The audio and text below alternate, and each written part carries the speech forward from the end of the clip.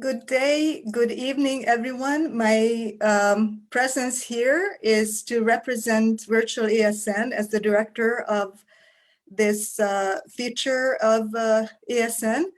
And I'm delighted to welcome everyone to our first public event in 2021. On behalf of the ESN, I would also like to wish everyone a healthy, happy, successful year after the difficult year of 2020. We will start this year's programming on virtual ESN with a panel on gender and nationalism in Central and Eastern Europe. And this is a comparative panel that brings together leading experts in the field. Before introducing our expert moderator and the panelists, I would also like to thank Myra Waterbury, Professor of Political Science at Ohio University, for creating this panel. Myra is co-chairing virtual ESN's regional module, and I would like to recognize her creativity and work in bringing together this exciting panel. And now I would like to thank the panelists who are here to share their expertise with us today. Our expert moderator is Professor Jennifer Thomson from the University of Bath. I am not going to provide more information about the panelists because Lucina Poturian, who is the ESN's managing assistant, will be posting short bios in the chat box. I will just say a few words about Professor Thomson, who is a lecturer in comparative politics at the University of Bath, focusing on gender and politics, particularly gender and foreign policy, and she will be moderating this panel. Eva Fodor will be the first speaker. She is Associate Professor of Gender Studies and co-director of the Democracy Institute at the Central European University, which is now in both Budapest and Vienna. The next panelist will then be œtraditionalâ Korolczuk, Associate Professor in Sociology at Södertörn University in Stockholm, and at the American Studies Center in Warsaw University. And the third presenter will be Cristian Noroce, who is Associate Senior Lecturer at the Department of Gender Studies at Lund University in Sweden. And I would now like to give the virtual floor to our expert moderator. Thank you very much, Zsuzsa. Good morning, good afternoon, or good evening, depending on where in the world you are joining us for today for this virtual ESN session. Thank you for joining us to discuss gender and nationalism in Central and Eastern Europe. As I was introduced, my name is Jennifer Thomson, and I will be moderating the event for today. So the gendered underpinnings of nationalism have arguably never been more obvious, as in recent years, and Central and Eastern Europe provide key exemplars of this. We've seen rollbacks on domestic violence rhetoric and legislation, attempts to further restrict reproductive rights, in addition to attacks on the LGBTQ+ community. So today's speakers are going to put some of those events in the context of their research expertise. Just a reminder that if all of our speakers will talk for around 10 minutes, and following this we will have a moderated Q&A session. Please ask any questions that you might have in the Q&A box, and we will endeavour to get to as many of them as we can. And without further ado, I'd like to hand over the virtual floor to our first speaker, Eva Fodor. Eva. Thank you, and thank you for inviting me. This is, I hope it's going to be a really exciting panel. I think there's quite a bit of work on gender and nationalism in Central and Eastern Europe, but I think comparative work is still missing. So I think we're here to hopefully do some of that. But I was asked to talk about Hungary and recent developments in the area of gender, anti-genderism, and its connections to both nationalism and possibly anti- and illiberalism. Now, Hungary And I think I'm going to take a slightly different tack, approaching the concept, and I will be talking about anti-genderism, what it does and what it does, and something that I don't think we talk about that it does.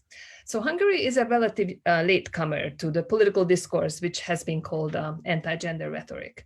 As most of you will know, anti-genderism is a transnational movement which rejects the concept of gender and ties the concept of gender to numerous other items on the agenda of, typically on the agenda of right-wing populist movements, often those involving nationhood and nationalism, patriotism.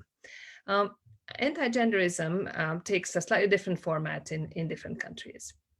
Now, in Hungary, the movement really took off in the late 2010s, and I'm going to now share my screen because I have a few slides. And I think it might be helpful for you to actually see these.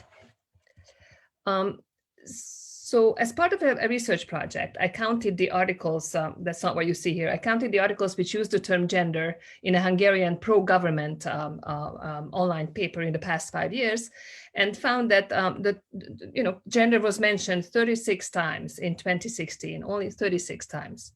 But 281 times in 2020. So almost every day there was an article that mentioned the term gender. But what's even more interesting is what you see in this graph is that instead of connecting gender to questions about women's role in society or motherhood or gender inequality that you would normally connect it with, the term was most often connected to migration and the European Union. Migration, migrants, also nationhood, George Soros as well. So of all the articles that contain the word gender, 45.2% also mentioned migration and migrants. Now, this is interesting, but I'm sure it's not a surprise to most of you. As a lot of researchers before me, including œtraditionalâ Korolczuk here, has noted, East European anti-gender political discourse often argues that the European Union imposes alien and absurd norms on countries, one of which is gender, the gender craze. And these countries, or some of these countries, bravely refuse these norms. And then this can serve as a form of political legitimacy for anti-liberal rulers, this notion of protecting the country and in fact protecting Christianity and civilization from the crazed crazed gender lobby. Now, this is very clear in Hungary too, and so you see this in this graph, and you see this in the type of discourse that you that you can read in the pro-government papers. But, and this is my argument here, this is only the first part of the story. And there's a second part, one that's not fully developed in the literature, not fully developed when we talk about the concept of gender in building anti-liberal or illiberal populist regimes.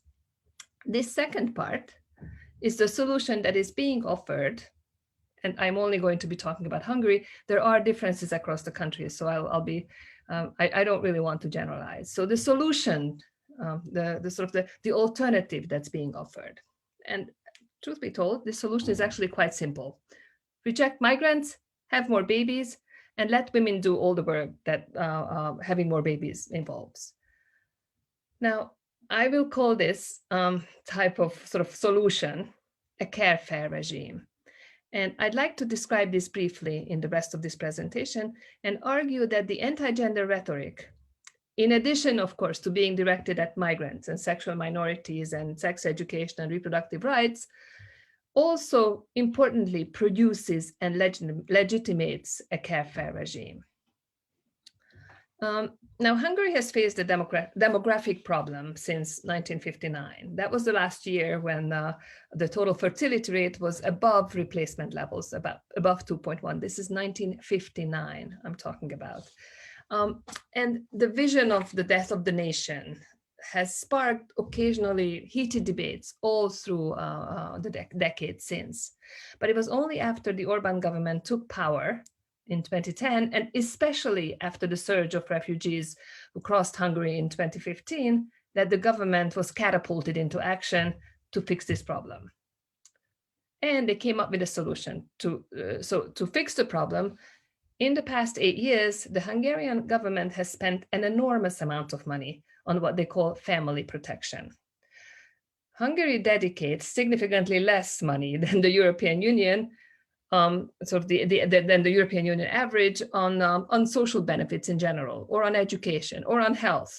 But in 2019, Hungary was the country, along with Germany, that spent the highest proportion of their GDPs on family protection. And the European Union calculations do not count the tax breaks that Hungary also gives, which are also significant. So if you add it all up, interestingly, right-wing politicians and researchers agree that, that Hungary is certainly one of the most generous countries in the world when it comes to this particular type of benefit, family benefits. Of course, it's also one of the most stingy when it comes to other types of benefits. Now, what does this vast sum of money pay for? I am not going to, here's a long list of family protection measures introduced by the Hungarian government in the past 8 years. Let me just, you can read them while I'm talking, but I just want to highlight a few. The first thing introduced were earned income tax credits, which are tax credits that you can claim back if you have children, and it increases progressively. So you get a whole lot more for 3 children than for 1, and not 3 times, 10 times more. You don't have to pay income tax if you're a mother of 4 at all. If you're a working mother of 4, that you don't have to pay taxes at all. There is a whole range of home building and home buying subsidies that you can claim if you have children. If you're a working parent, you have to be working and you have to be a parent at the same time. There's something called a baby loan. You can loan 10 million forints and use it for any purpose. And if you have 3 children, then the loan is forgotten. If you have fewer than 3, then you have to pay at least some of it back. It's still highly subsidized. There are subsidies to buy a car. There is an increase in the salary paid during maternity leave. Even grandparents can take parental leave nowadays. And of course, the government is also building nursery schools, more nursery school places for children, primarily based on using EU funds. So this is quite a bit of money and quite a number of programs, and there are many more planned along the same lines. But I want to argue that what we're witnessing here is more than just a set of pro-natalist measures to boost the population and to respond to anxieties about the death of the nation. What we're witnessing here is a profound and gendered transformation of the logic of social citizenship rights, the logic of social citizenship itself. The Hungarian government is introducing a care-fare regime. This rhymes and is sort of analogous to work-fare regimes that you're all familiar with, but it's care-fare. Care-fare is a new form of social citizenship.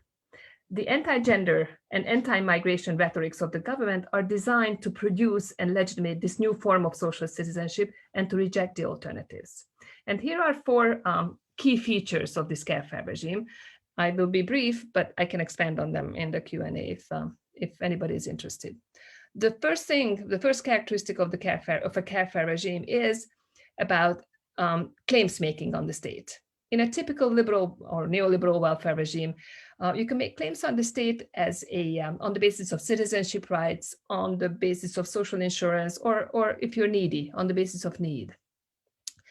In Hungary, the most successful claims are made on the basis of care work, and care work done as part of what the government defines as a family. Note that I put family in quotation marks because this is a very specific type of family, a heterosexual married couple with children, where at least one person of the couple is working for wages. That is what the government defines as family. And the successful claims makers are those who make claims on the basis of being part of such families and doing the care work in these families.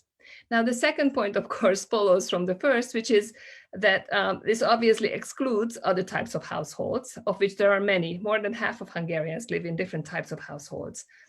The government has indeed systematically cut back or devalued other forms of benefits, which are collected on different principles, on principles of need or especially on principles of citizenship.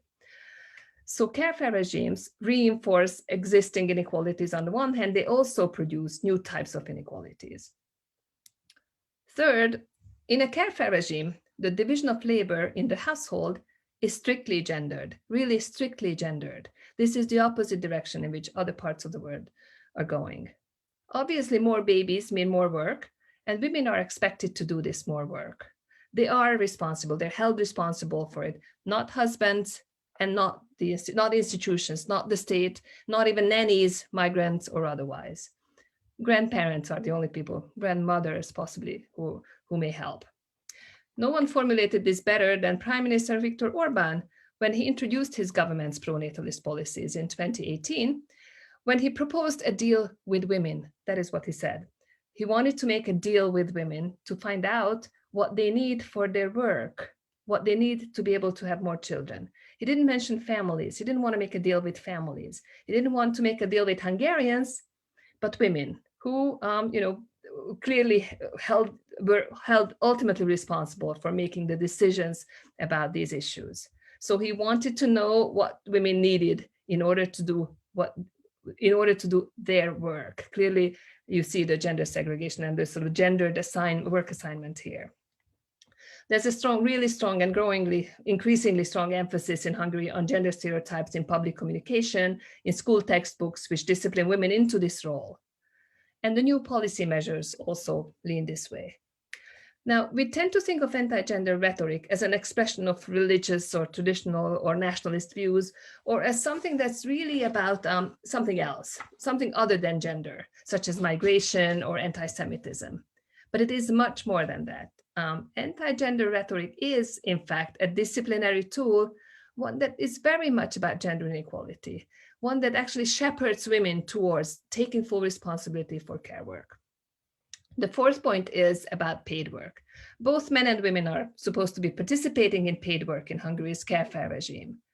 But, and this is important and very different from elsewhere, the government rejects gender equality policies on the basis of the anti-gender rhetoric. Indeed, the Hungarian government has abolished all institutions monitoring gender equality and has ridiculed and rejected in every which way the European Union's new Gender Equality Action Plan.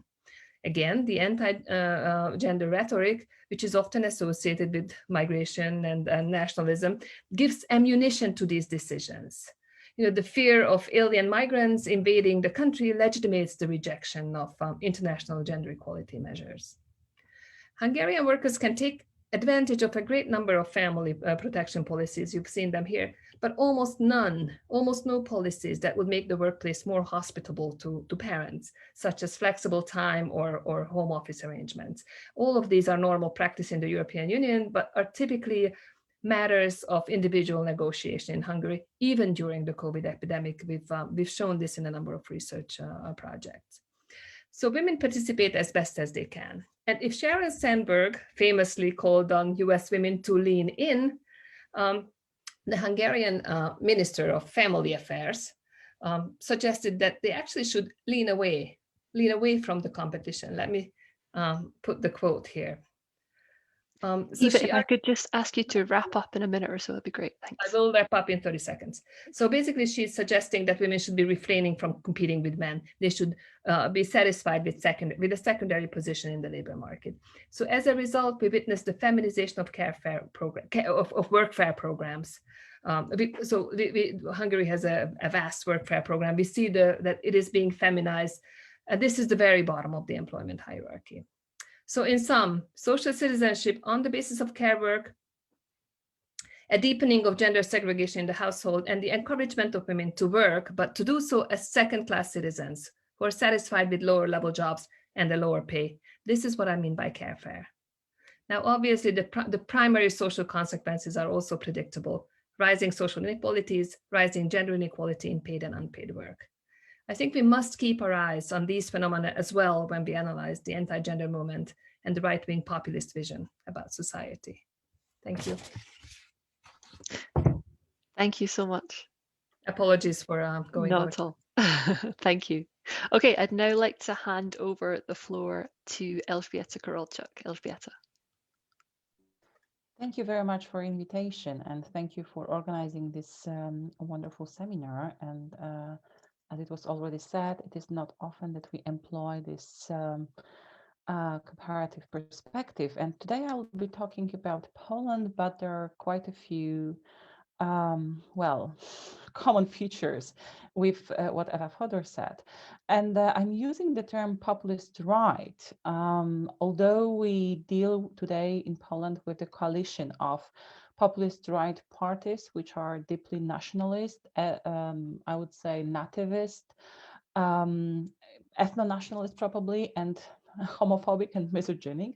But of course, we have different actors involved as well. The Catholic Church, of course, and the extreme right parties. But I think that this majoritarian position of the ruling party as a populist party who wants to represent the people against the allegedly corrupt, liberal, cosmopolitan elites is something that is quite important to remember here. And in that sense, gendered nationalism is something that saturates this, let's say, thin ideology rather than the only element or the major feature of this regime. And I would like to show you quite a few pictures because what has happening in Poland during the last couple of years is truly picturesque in a sense. So there has been a growing opposition to gender, and by gender, of course, I mean sexual reproductive rights, LGBTQ rights, question of neuroprotective technology, sexual education, and so on and so forth. And it's been growing since at least 2012. That's when I started to look at it in more detail. And during the last couple of years, we looked at it in more detail with my colleague Agnieszka Graf. And our book on anti-gender politics in a populist moment will be out in Routledge in a couple of months. But basically, that was something that occurred before Law and Justice was in power. So you could see people from well, different groups, including religious fundamentalist groups, but also, well, secular organizations, both Polish and transnational.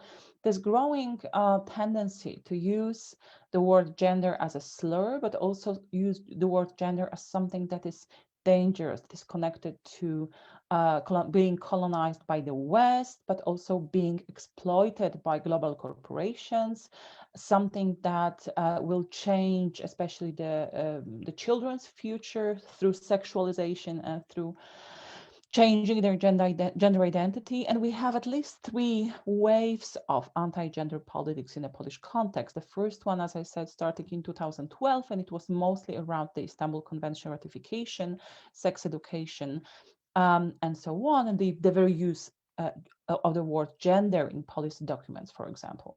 Then we had 2015 and the Law and Justice campaign has been very much connected to this anti-migration, anti-refugee stand, and that was very much connected with the vision of gender as something that might make Polish, especially men, weaker and unable to stand up to those horrible barbarians who stand at our borders. But then we had 2 big campaigns which included attempts to make Polish law on abortion, which is already very strict, even stricter, to have a blanket ban on abortion, which was actually quite successful in 2020 in October, as you might know. Polish Constitutional Tribunal ruled that one of the 3 exceptions in the Polish law which allows for abortion is unconstitutional. This ruling has not been actually published, which is a really strange situation. We are in this kind of constitutional limbo right now.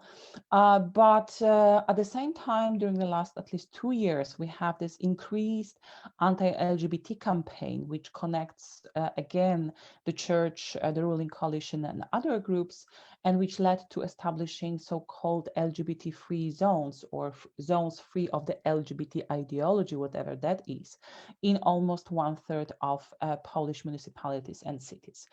So these developments had very much, quite a lot to do with the process of a growing cooperation between anti-gender, secular and religious actors and the right-wing populists in power, and especially Law and Justice. But of course, this is not only the situation in Poland. We know that it happens in many other countries, including Hungary, but also France, Germany, partly also United States, I would say, and some other countries. And we have here, on the one hand, a continuation of culture wars of the 80s and 90s, but at the same time, it is a distinctively new wave of opposition, which links women's rights to LGBTQ issues and migration, and which really often links the question of, or tackles the question of, or offers, I would say, a critique of neoliberalism. So this is something that can be called a conservative opposition to neoliberalism. And neoliberalism, it is not something that these actors would use. This is not a term that they use, but they very often talk about rampant individualism, growing precariousness of everyday life and work life, about the ways in which community has been degraded by global corporations and so on. So I would say this is not only an instrumental ways of speaking about Soros as this kind of global financier of the left, but also this is a way to harness the anxiety, the sense of being lost in the ways in which today's neoliberalism has affected people's lives. And as I said, there is this growing opportunistic synergy between anti-gender movement and right-wing populists. In Poland, we can see it very clearly because on the one hand, there is a growing tendency to support among right-wing populists to support these ultra-conservative proposals, but at the same time, these the actors, the people, the individuals from this milieu are becoming a cadres for this wide-scale elite change that is taking place in the country. So they are being positioned in the Constitutional Tribunal, in different important institutions and bodies. So in that sense, this is really something that is both cultural and political. And this has to do with this new moral global geography, where the East countries such as Poland or Russia especially has been imagined as the saviors of the West. And in that sense, this is the opposite of what was constructed as this post-1989 relationship, in which the East was, East of Europe, of course, was supposed to catch up with the West. Now the East is supposed to save the West from its own degeneracy, from its own moral corruption, which follows the sexual revolution. But the idea is that actually now the East has been a repository of the true spirit of the Christian core of the West. So in that sense, we are supposed to give you what we kept for you for the last 50 years. And it's not only about the imaginary, because it's quite interesting to see organizations such as ElÅ² Institute, for example, who are extremely visible and growing. I would say their importance is growing at the EU level, for example. They have the know-how, they have finances and so on. And as of late, there has been a report which was published, which shown that the Polish organizations, the mother organization of ElÅ² Institute, has actually financed its headquarters, I would say, in France. During the last couple of years, they have transferred over 8 million euros. So in that sense, it's quite interesting to see how this relationship between East and West changes. But of course, this has not been unchallenged, this trend. In Poland, we have witnessed during the last 4 or 5 years, the biggest mobilization or the emergence of a mass feminist movement. And this is actually the protests that these are the pictures that I made myself in Warsaw in October 2016, when this first huge, massive wave of mobilization emerged in response to the one of the first proposals to put a blanket ban on abortion in Poland. And that was the moment where new networks emerged, when new groups have been forged, when new leaders came forward. So that was a really a very interesting and very, I would say, energetic moment for feminist movement, for the women's movement in Poland. And again, this last year, actually, we have seen a reaction to another attempt to limit access to abortion, and that was led mostly by young women, mostly by young people. And it was extremely carnivalesque, but also mass scale, because we had almost 500,000 people who went on the streets of over 600 towns, cities, small villages. So that was something that was really happening all over Poland. It was not really confined to just the big cities and so on. So what are we really dealing with? What is happening now? I think that this vision put forward by Margaret Canavan, but also Chantal Mouffe lately, that we enter this kind of well, what we witness is a crisis of democracy, but this crisis has become a space for redefining who are the people. So we see new groups which come forward saying, we are the people, we want to have voice, we want to be included in democracy.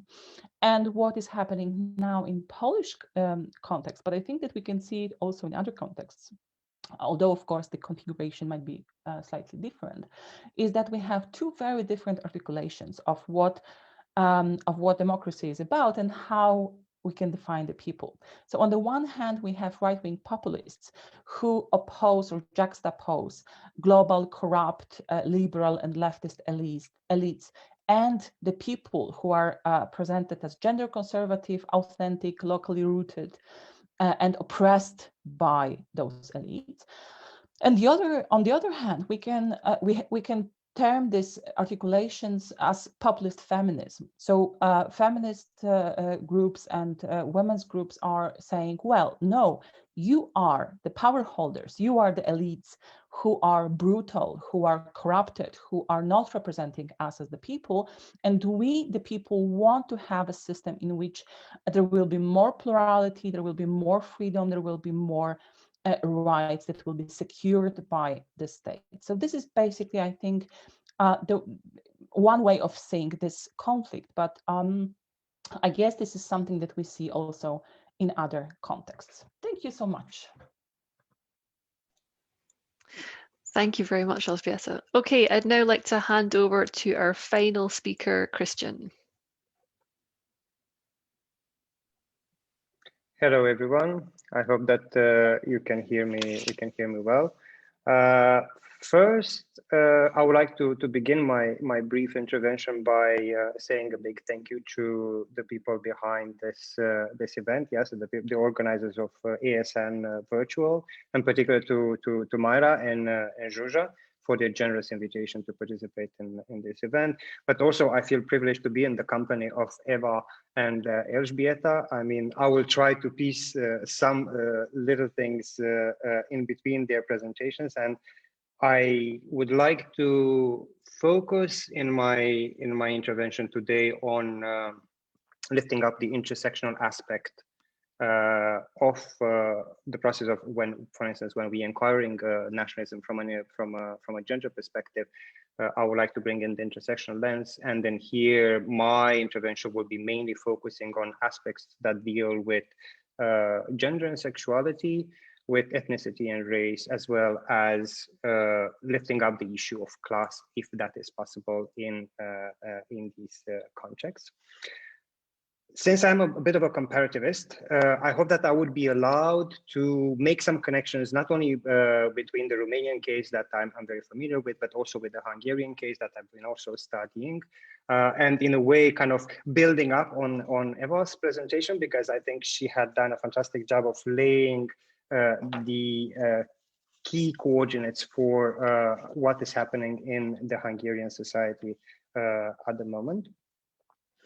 One I'm saying mainly is that my presentation is focusing on radical right populist parties. Yes, so not necessarily on parties in power, and not even on so-called right-wing populists. Yeah, so the likes of Fidesz in Hungary or PiS in Poland. But I'm looking mainly at those who are been kind of traditionally been considered to be radical right, extreme right, and so on and so forth. So I'm talking mainly about Jobbik in Hungary, and now, please pardon my bad Hungarian because I've forgotten almost all of it, Mihazang in Hungary, yes, so even more extreme than Jobbik nowadays. And in Romania, we had the likes of Greater Romania Party first, and then the party of Dan Diaconescu, and nowadays the so-called Alliance for Romanians, or as it's known in Romania, AUR. What is interesting in these contexts is paying attention to the fact that gender is always imbricated with elements of ethnicity, yes, because we started nationalism, but also with issues of race. And in here, I would like to lift up the importance of thinking of the nationalist movement from a gender perspective, particularly when it crisscrosses issues of ethnicity. And we have the insiders, and in here we have the traditional ethnic minorities, yes. For instance, in Romania, there's always a large anti-Magyar movement and a mobilization because they are considered to be the biggest kind of enemies, internal enemies. Besides them is, of course, the Roma population in Romania, and it is a long history of discrimination of the Roma population in Hungary. And this is also articulated and crisscrossing issues of gender, because interestingly enough, for instance, when I was researching the Greater Romania Party and their opposition to various politicians, certain Romanian politicians, for instance, œtraditionalâ, she was always characterized first and foremost because she was a woman, and it's a rarity of seeing women in Romanian politics. First, she was qualified as a prostitute. Yes, we know the usual trope of dismissing a woman's ability and the woman's presence in politics as being a prostitute, someone that actually, you know, is the lover of some other male political leader, and thus able to attain such a position of visibility. So she was not only suspected of sleeping around, but also being of Roma origin. And that was kind of the absolute combination of a slur that, in a way, to delegitimize her as a public persona and moreover as a woman, independent woman in politics. Yes, I'm not talking about her qualities as a person, but I'm just talking in here as her presence in politics. Interestingly enough, the trope has continued, and it's in a way even more complicated when you look at those women that are actually taking the step into politics, into mainstream politics, at the same time with being part of these movements. And then here I would like to lift up just two examples. Yes, one from Romania and one from Hungary. Yeah, the Romanian case is Diana Șoșoacă. She is the newly elected senator for the newly founded party. So the Alliance for Unity of Romanians was only founded in 2019, and already this last year in 2020 they gained parliamentary representations with almost 9%. Yeah, so they are the fourth largest political force in the Romanian parliament at the moment, which is by any means impressive for such a new party. Interestingly enough, I would like also to introduce the other politician, and then in this case is Dora Dura, previously from Jobbik, but in the end she deemed it after the elections in 2018 that Jobbik had gotten too soft and it was not nationalist and extremist enough. So then she joined in the Mihazang party at the moment, so it is called Our Home Movement. Interesting that these two women are illustrating in a very interesting way this idea of, on the one hand, navigating the extreme right and radical right populist environment, and on the other hand, also being women in politics, a position that, as I just presented to you earlier, it's one that is almost like a minefield for a woman. And how do they do this? In both their cases, they are kind of underlining the issue of maternity, and that was very strongly coming forward in the case of Dora, because she was always emphasizing in her political activity, she's always emphasizing the fact that she is a mother of 3 children. Yes, so if we reflect back to Eva's discussion about pro-natalist policies, in this sense, Dora, she has fulfilled her task. Yes, so she has made sure that the Hungarian nation is living forward. Yes, 3 girls, and it's very important because these 3 girls, she's always making sure to describe to the audience in her Facebook comments and so on, emphasizing the fact that her girls have already learned how to be future mothers, which I found it extremely interesting.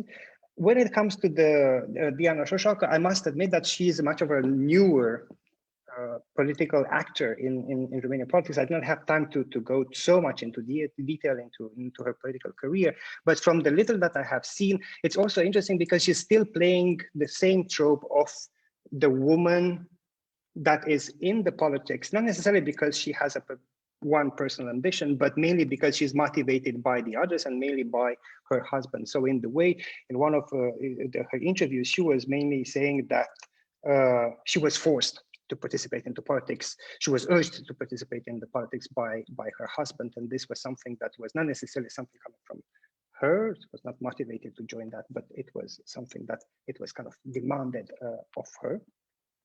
Interestingly enough, also of Dora, that she is always emphasizing the fact that, if I am to translate it very grossly, the word that the word that stuck into my mind when it comes to her is that the nation lies in the womb. Yeah, and that was one of the main things that she was kind of very uplifting up. Another aspect in this context, interestingly enough, for these women that participate in politics, because they have to navigate these very strong gender-coded environments, is also the fact that they very often resort to new social media, particularly Facebook, but also Instagram and other channels, to present themselves and to make themselves into meaningful political actors. And I find this extremely fascinating, but on the other hand, it's also indicating of the fact that mainstream medias are still very much dismissing these women as self-standing subjects, as worthy political actors. And I found this extremely interesting that on the one hand, they deal with this situation.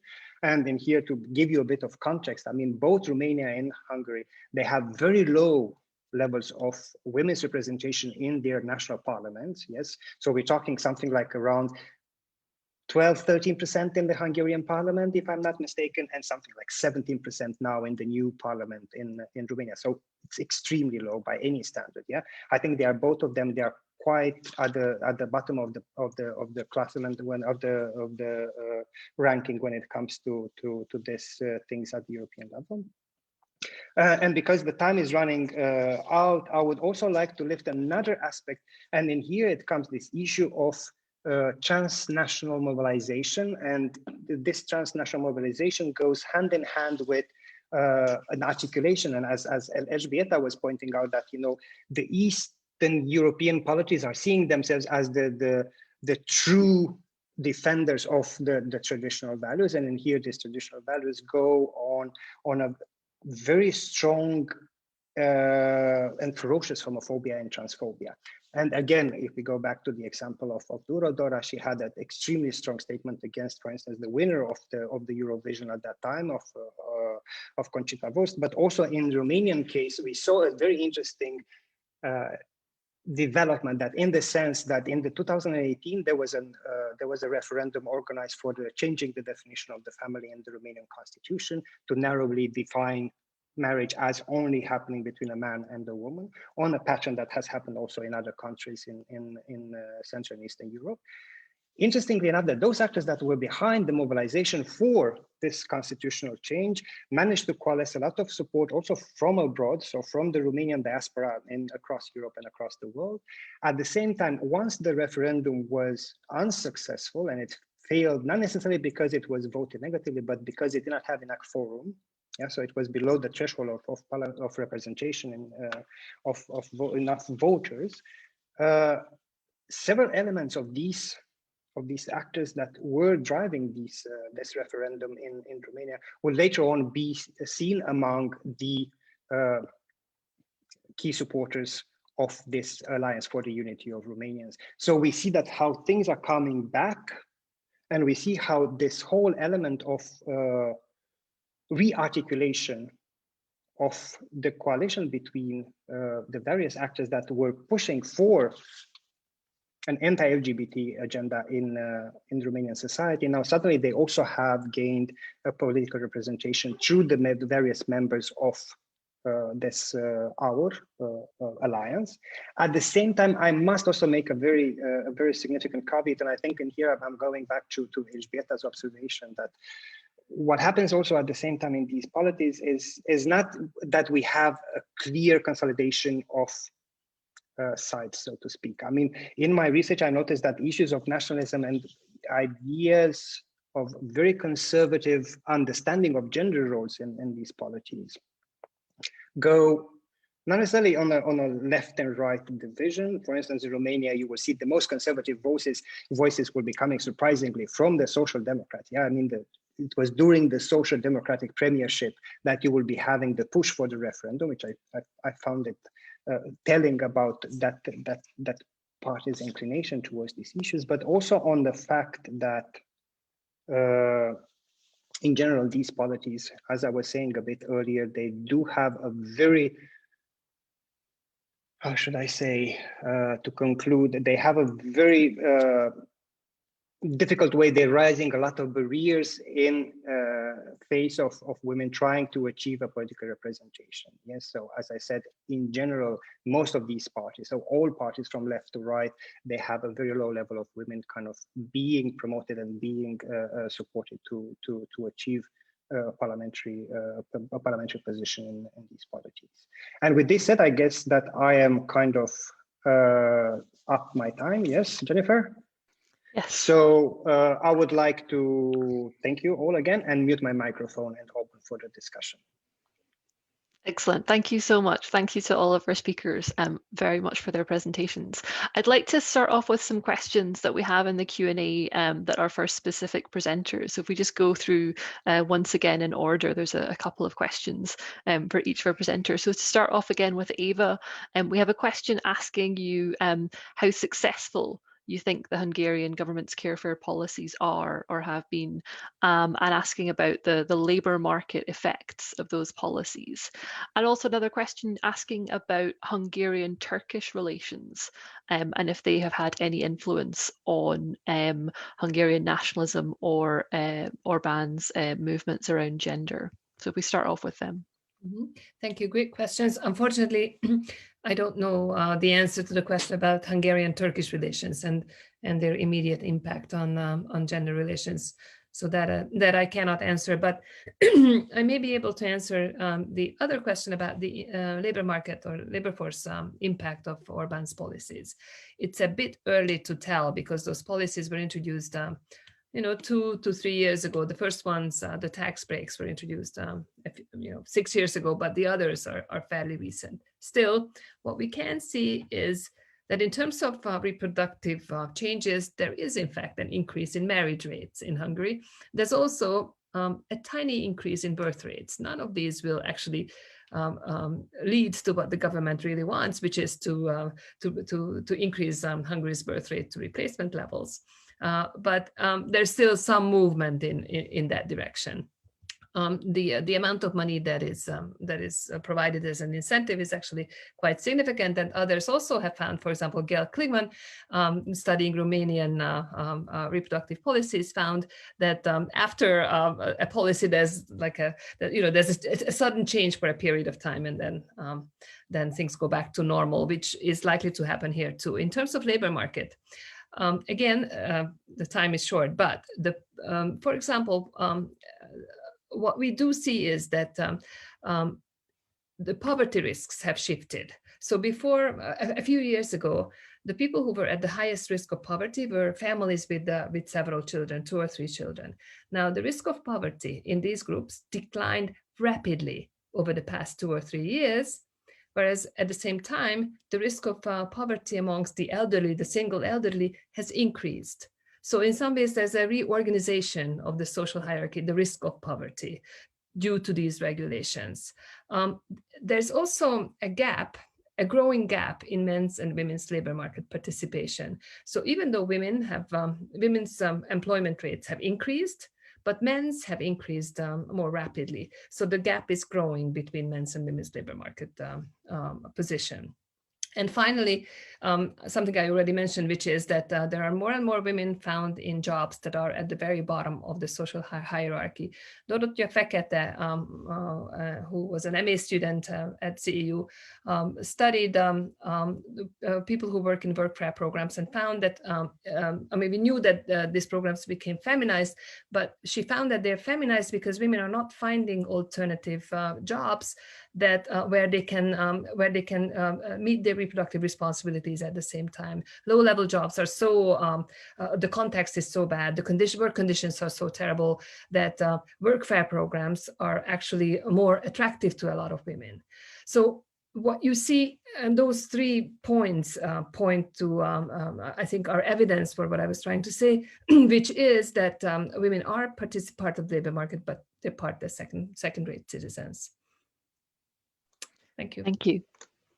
And then ElÅ~bieta, just a couple of questions for you. So one on the role of religion and the idea that you're talking about the idea of the East as savior. Is that allowing a sort of unification of Catholic Poland and Orthodox Russia, or is there competition there between the two state religions? And then another question asking about Islamophobia and what the current agenda or attitude of the Polish government is towards Islam, and is that an important part of current nationalism? Thank you very much for these questions. Actually, there is quite a lot of cooperation between different denominations, and there is quite a bit of cooperation between the Polish Catholic Church and the Moscow Patriarchate. So the representatives of the Moscow Patriarchate, for example, visited Poland, and they had this kind of declaration or meeting sort of notes in which they declare that they will be cooperating with each other around the issue of fighting gender ideology and so on. So just as in Latin America, for example, you have at the same time conflict between evangelicals and Catholics around the fact that evangelical groups are growing in strength and are sort of taking over the people. At the same time, they are able to collaborate on the transnational or global level. So most of those different denominations are quite willing to and able to cooperate. And this sort of goes to the question of Islam, because it seems that it doesn't really include anymore Muslim groups, ultra-conservative Muslim groups, which was the case in the 90s. But I think that mostly due to this political homophobia, this is too risky for others basically to engage. Although there are some cases like in Great Britain, for example. Last year, there has been this huge scandal around the sex education curriculum in Birmingham and other schools. And there has been quite a bit of cooperation between those transnational anti-gender groups, which are mostly Catholic or Protestant, and local Muslim communities. So you have locally these connections, but not really, we don't see it much on the transnational level.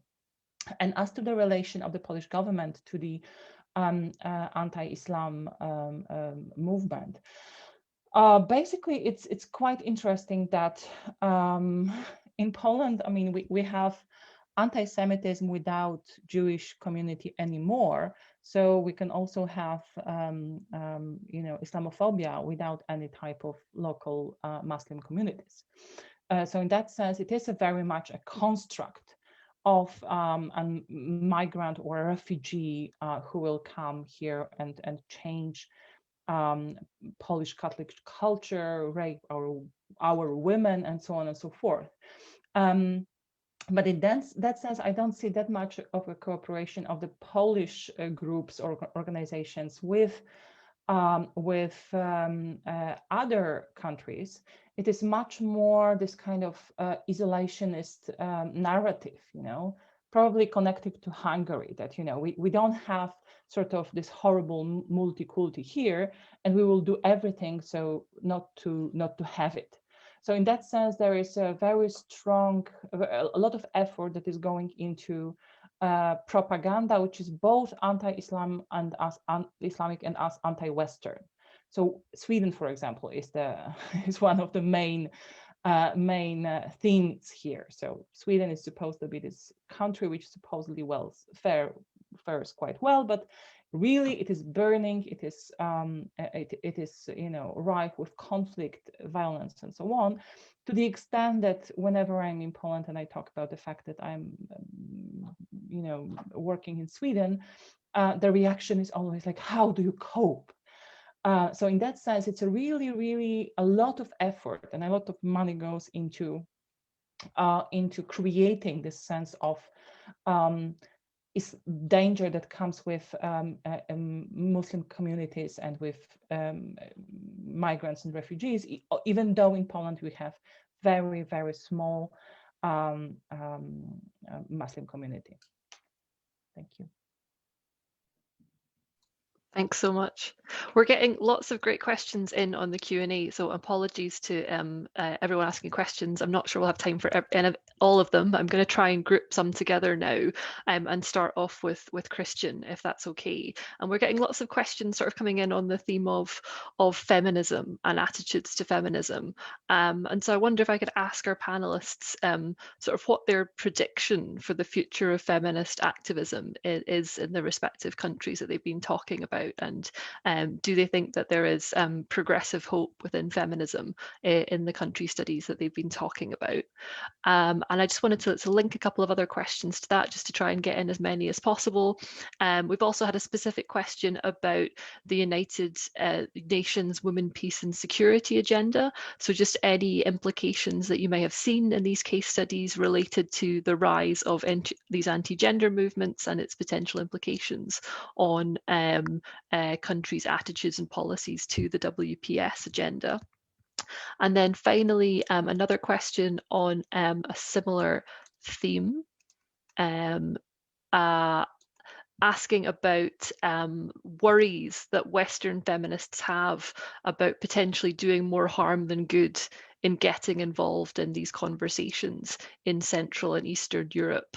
So the question asks specifically, how can Western feminists help to fight anti-genderism and support feminist movements in Central and Eastern Europe from both an activist and a scholarly perspective? So Cristian, if we start off with you, and just feel free to answer any of those as takes your interest.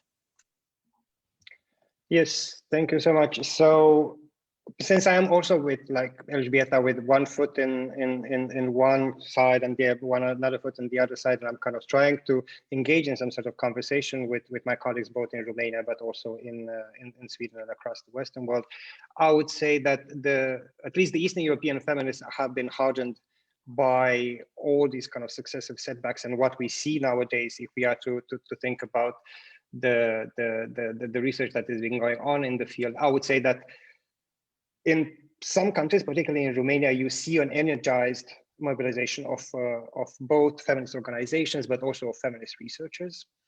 And if the previous wave was more of a kind of a liberal feminism, was trying to emulate the Western pattern of trying to enter into dialogue from a more kind of subordinate, I would call, position, yes, so trying to kind of accumulate as much knowledge as already the Western feminists have done. Nowadays, we see a reorganizing of this relationship. And my argument would be that actually I have a lot of fantastic colleagues in Romania that are doing a lot of interesting intersectional stuff, that they're asking a lot of hard questions in terms of not only in terms of, gender and nationalism, but also gender, nationalism and class, because class is always forgotten in this context. And I would say that they have lost their previous reverence to Western feminists, and nowadays they are no longer ashamed to engage with Western feminists, but also criticize them and bring in post-colonial feminism, for instance, or bring in perspectives that are outside the feminist canon, if you wish, and then asking these things and trying to put the focus on very specific situations and how, for instance, the Eastern European politics have developed and how these things might be kind of different than, for instance, in Western Europe, and trying to reposition and reshift and even question concepts that previously were just taken for granted. So even the issue of backlash, of backlash against gender equality and so on. Sometimes, there are certain circles of people saying perhaps the concept of backlash is not necessarily fitting the Eastern European context, but perhaps we need to create concepts in Eastern Europe that reply and are better adapted to the very complicated reality in this region. So that would have been one aspect that I thought it was kind of important to lift up, and perhaps also the other panelists would like to intervene on this issue. Absolutely. If I could ask Eva again, if there's anything you'd like to respond to in that set of questions. Actually, I might be better positioned to talk about something else that was also asked about Roma families. And sort of the intersectional approach to pro-natalism. And the question was whether or not Roma families also benefit from these policies. And it's a particularly good question because indeed these policies envision a specific kind of family, and that family is non-Roma for sure. Many of the policies, almost all of them, are tied to a work history. So somebody has to have been working. The Roma population in Hungary, Roma minority in Hungary, are much less likely to have worked. It's also tied to an income level, and also if they do work, then many of them work in the informal sector of the labor market. So and those do not entitle you to these benefits. Many of them are tied to income level, and also formal marriages, which is again something that may not be as popular in the Roma community. The formal, sort of the typical kind of marriages. So for all of those reasons, the Roma are excluded, and this is not an accident. This is, of course, an indication of sort of the racist undertone of these policies. There's another set of questions about masculinity, if I can sort of throw that into the pot. I was going to come back to that in one second. Okay, all right. So So ＥlÅ²bieta. Okay, œtraditionalâ, here, go ahead. Sure. I'm reading the questions as well, so there's quite a few. Okay, I'll just try to maybe lump a bit some of them together. So about how can Western feminists help? As usual, by participating, by including, by also helping to make this work that many people are doing visible, because I think that what we are dealing now is not the situation that we are in, this kind of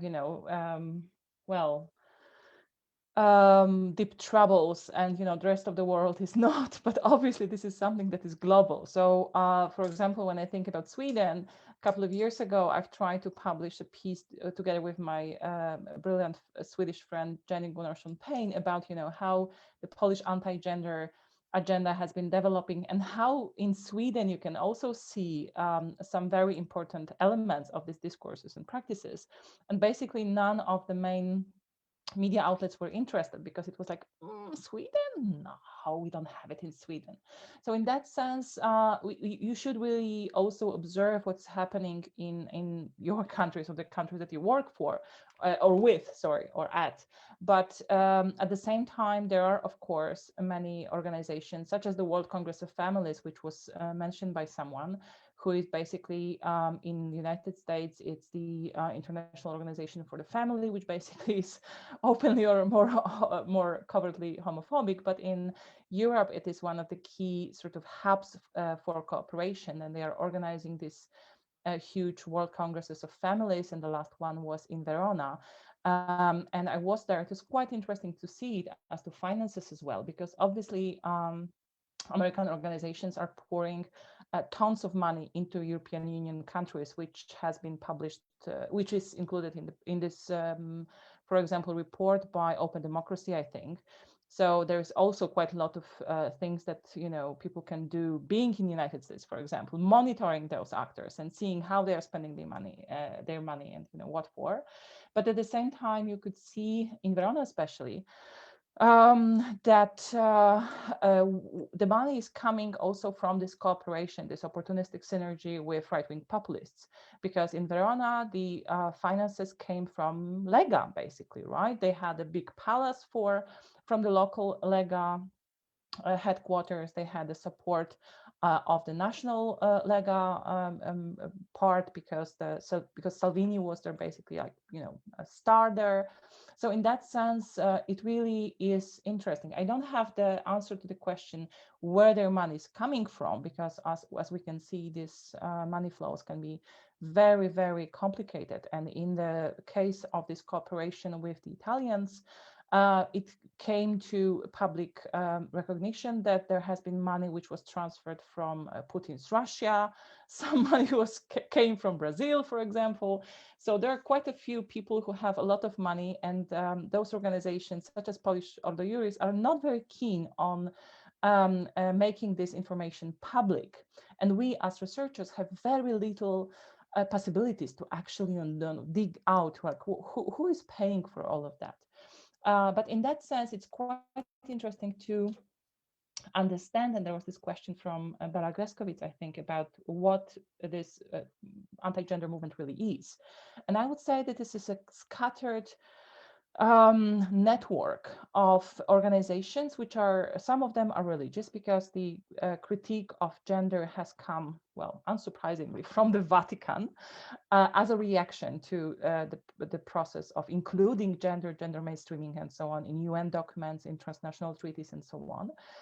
But then it went into very different directions. So I think now globally, you have several very important or key networks, such as the World Congress of Family, which is this American-Russian connection, I would say, because they have been involved in cooperation with some Russian organizations quite early on. And a couple of years ago, when the war in Ukraine broke out, they had to, you know, make it more covert. So they organized the summit in Utah and not in Petersburg. I think they plan to have it. On the other hand, we have organizations such as this Brazilian sect, Tradition, Property and Family, which has emigrated to Europe, and they have very strong organizations in countries such as France, although they went into troubles with the French authorities because they were labeled a sect, but they still have quite a lot of organizations, they're daughter organizations. And in Poland, for example, this is the Piotr Skarga Association, which in turn is the organization which established Ordo Iuris Institute. And this is something that I talked about when I talked about these more secular organizations. They are not really secular, most of those. But at the same time, they're presenting themselves as secular because they're secularizing their language. They are very much active in the in advocacy and in the sort of legal field. So Ordo Iuris, for example, employs 40 lawyers who are extremely busy suing everybody's asses off, you know, in Poland and beyond, for everything from, you know, making, you know, adding the rainbow to the Holy Mary imagery, to, you know, protesting on the streets of Poland and so on. So there is a new host of organizations which present themselves as secular and which are incredibly powerful. And some of them are also transatlantic, such as the Political Network for Values, which include, for example, Katalin Nowak from Hungary, but also a couple of people from Latin America, and also American heads of American organizations. So in that sense, you have a lot of sort of networks, which are the key networks, and then they are sort of, you know, become dispersed. And in some contexts, some of those global networks or transnational networks are stronger, and in some are weaker. But also this is just the last word, what we can see is the growth of organizations such as Citizen Go, which is originally established in Spain, but this is basically a transnational platform, online platform, which mobilizes people for petition drives. Now they have, I think, around 20 different language version. And this is a very interesting model because, of course, we have also progressive organizations such as AWAS or Move On or Akcja Demokracja in Poland, which use the same strategy, because the idea is to mobilize people to petition the government or, I don't know, Netflix for having for presenting, gay relations in children's film, but at the same time, the finances are usually coming from small donations by individual people. So if they have around now 15 million people as their activists, that it changes this dynamic about financial stability and strategy. So that's in a nutshell how it works. Thank you. Okay, then I wonder if we might then turn to that question of masculinity again for all of you. So the specific question that's been posed is wondering if you could comment about how you see the role of masculinity in these nationalist agendas, not only who is pushing these policies, but the type of imagining that's created about the different nations. So Cristian, perhaps if you'd like to start again. Yes, thank you very much. This is a very interesting question, because part of my research has been focusing exactly on this issue, and it's been something of a very interesting development, because on the one hand, you would see that in the earlier iterations of articulation of nationalism and gender, like in the early 2000s and so on, you will see an emphasis of the fatherly figure, of kind of crafting a type of traditional, but in a very traditional way of thinking of the leader, of the party leader as a man, a political man at that would be taking care of the family, taking care of the nation by extent. So keeping all those be them ethnic minorities, sexual minorities, or immigrants out of the picture, yes, and making sure that the national family would be thriving. At the same time, what has happened in the more recent decades, and I would say that perhaps social media has had a great impact on that, we see what I would call some sort of a hybridized model of masculinity, in which certain traditional tropes, yes, this idea, this focus on the traditional family as being narrowly defined to be consisting of one man and one woman for the purpose of producing children, is very much emphasized. At the same time, the way these party leaders, particularly because in here I've been focusing mainly on party leaders, the way the party leaders are accentuating and articulating their masculinity, it's very much hybridized. So for instance, it would be an emphasis on showing emotions. And I would argue that radical right populist parties are very good at playing the emotional card. Yes, so articulating a message into a emotional envelope. Yes, so something that will immediately demand your attention and demand your intervention. And I would say that the type of masculinities that these leaders are embodying are very emotional in a specific way. Yeah. So think a bit about how Trump is always managing to articulate, oh, I can use the past tense, I'm so happy. So how Trump managed to kind of command his supporters by using a highly emotional type of discourse. And if you looked at the political representatives in these countries, in Romania and so on, you would see that they were trying to use something similar.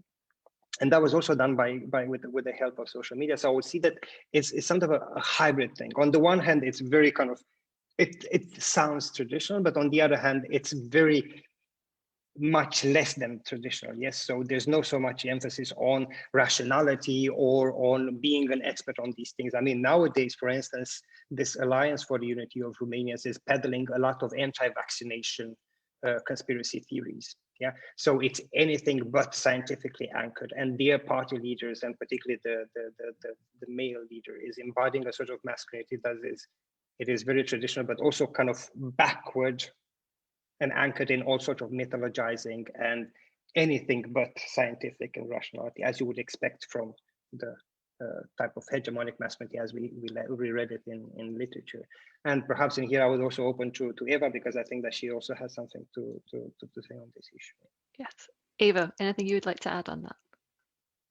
Actually, you've said pretty much also what I wanted to say, but maybe I'll add another two more emotions to the pack.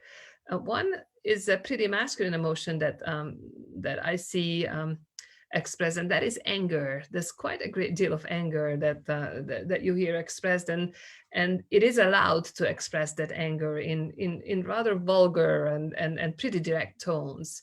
So that is a form of masculinity that's being presented via the by the presenters of the anti-gender rhetoric often. what is also interesting, so when I first heard the question, I thought, men, yeah, you're right. There's not much talk about men, because indeed, men are supposed to be in this whole discourse, because men are supposed to be the default. So everything is, whatever is different from men is what we're talking about. So one more aspect that I see, one more sort of type of masculinity that I see expressed in these rhetorics is, particularly because I deal with labor market issues and care work issues, is the man who graciously accepts women's sacrifice. This is also a trope that you see sort of when it comes to talking about men and masculinity. So I think in any case, I have not done or have not even seen studies on this. So if Cristian, you're doing this, that I'd love to read it. But I think there's a lot more work to be done around these issues and around issues of how masculinity plays in this, in not only the rhetoric, but the policies and the consequences that are fueled by this rhetoric. Thank you. We're running out of time, but there's just one really interesting question on intersectionality that I'd like to try and fit in before we have to finish. Someone asking, we've talked about intersectionality throughout, but to what extent is there unity in feminist movements in terms of LGBTQ rights and racial minorities? And how far does the view of right-wing populists in the region perceive these movements as one and the same, as kind of interchangeable? So just leaving that open to any of our speakers, is there anything you'd like to respond to there in terms of your particular interests in the region and those questions? ElÅ²bieta? Okay, so that connects to then the question that also appeared about the younger generation, because we have in Poland, for example, we have a huge influx of especially young women into the women's movement, and the women's movement or feminist movement has become really fragmented. It's really, there's a lot of conversation that are happening at the same time without necessarily having this kind of, central group that I guess until 2016 was, well, fairly well established, I would say. So I would say that at the beginning there was, especially in the Polish women's strike, a very strong sense of intersectionality, both in terms of including LGBTQ community and activists in the movement, but also in terms of including social and class issues. So, for example, the Polish women's strike has been engaged in supporting the protests of families with people who have people with disabilities, there has been this kind of 40 days of strike organized at the headquarters of the Polish Parliament, and the Polish women's strike has been, very much active and supporting the women, most women who were on strike. So in that sense, this intersectionality was really strong in a sense of including very different types of axes of discrimination into the agenda. But what I'm seeing in the last year probably is a growing conflict around the issue of trans rights, non-binary persons, and so on. And it's quite interesting for me to observe, because in Poland, you, as with many other issues, you have sort of course, those notions travel, but we don't have, the tradition of separatist lesbian communities, or we don't have the tradition of this kind of essentialist feminism, and yet we have a discussion about TERFs and people with uteruses, and should they be used instead of women, and so on and so forth. So in that sense, it seems like there is a lot of connection with movements in other countries, and the type of conflicts which appear, especially around trans rights and sex work, are being present also. I mean, they're becoming to be divisive and visible in Poland as well, although the context is very different. But at the same time, when I look at these issues play out in Europe and in other countries, it seems like it might be also a target of misinformation or something that anti-gender actors really try to make something bigger than it really is. And it might sound like, conspiracy theory. And before I studied the ways in which anti-gender groups work, I would, or QAnon, to give another example, how they work, I would say that this is just crazy thinking. But actually, I think that there might be efforts to actually bring dissent and bring conflictual issues forward in many countries, and also in local movements. So because this kind of divisions, they just appear out of nowhere, and when I try to trace the origins, it's very difficult to do that. But in that sense, I would say that this new feminist movement can be termed populist. Maybe not so much because they, in Poland at least, because they would follow this kind of feminism for 99% frame, but rather because they emerge as a contestant to the right-wing articulation of the people, right? So in that sense, it's not so much about formulating it as it is in the United States, 1% and the 99%, and class issue has sort of putting forward class issue together with race and ethnicity, but rather saying, well, we are the people because we are the oppressed, and we are the ones who are on the streets, and we represent us and not you represent us, right? So this is a bit different type of articulation, I would say. Thank you. I'm afraid we have run out of time this evening. Thank you so much to everybody who has joined us, and thank you so much to everyone who has asked questions. I apologise that we weren't able to get to all of them, but I hope that there was still lots of interesting insights from our discussion. And thank you obviously very much to our three speakers, Cristian, ElÅ²bieta and Eva, for their time. And I'd now like to conclude by handing back to Zsuzsa. Thank you, Jennifer, and thank you for this really terrific panel. It was thought-provoking, inspiring in many ways, and a great discussion about fundamental issues around the politics of gender and sexuality and how it all relates to nationalism. And one of the goals of this space we have created through virtual ASN is really to enable this kind of bridging that is interdisciplinary and intersectional, and it moves the field and our understanding of really fundamental social and political issues forward. So thank you for helping with that. And I would like to also thank everyone who's been attending, participating, asking questions, having thoughts in the background.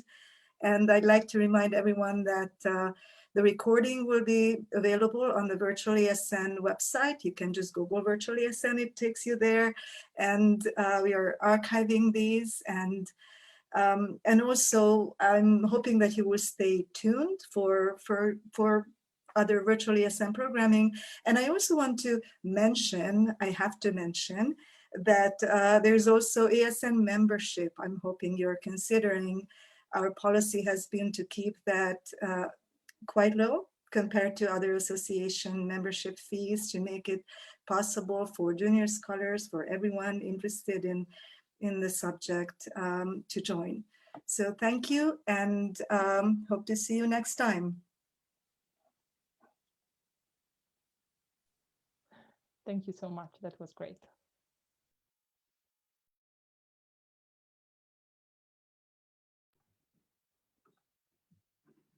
Just want to say thanks again, everyone. Really appreciate it. It's a great panel. Take care. Thank you, Myra.